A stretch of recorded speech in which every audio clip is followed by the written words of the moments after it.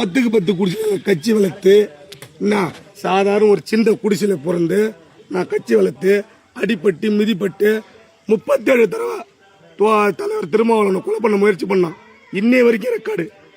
அந்த மாதிரிலாம் உயிருக்கு பயப்படாத ஒடுக்கப்பட்ட மக்களுக்கும் பாதிக்கப்பட்ட மக்களுக்கும் விளிம்பின மக்களுக்கும் எஸ்சி எஸ்டி கட்சி வளர்த்து திருமாவளவன் வந்து தலித் சமூகத்துக்காக மட்டும் கிடையாது. இருளர் சமூகம், குரத்தி சமூகம், பழங்குடியினர், ஷெட்யூல் ட்ரைப்ஸ் இதெல்லாம் ஏகப்பட்டது இருக்கு. உனக்கு இடஒதுக்கீடு என்னன்னு தெரியுமா? 59%, ஓபிசி 30, எம்பிசி 20, 18 தான் எஸ்சி, ஒரு ஷெட்யூல் ட்ரைப்ஸ் 69 விழுக்காடு. 69 விழுக்காடுறா. எல்லாம் சொல்லுவான் கோட்டால வந்துட்டேன், கோட்டால வந்துட்டேன். யாரா கோட்டால வந்துட்டேன்? நான் 18%, நீ 20%, நீ 30%. யாரா கோட்டால வந்துட்டேன்? யாரு கோட்டால வந்துட்டேன்?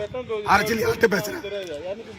இந்த வரலாறுலாம் வந்து தெரியாம நான் இன்னைக்கு வந்து 10 மாசம் கர்ப்பமாயி உனக்கு குழந்தை பெற்று அடை குஞ்சில காத்து உனக்கு பால் ஊட்டி சீராட்டி உனக்கு ஜுரம் வருதா தலைவலி வருதா?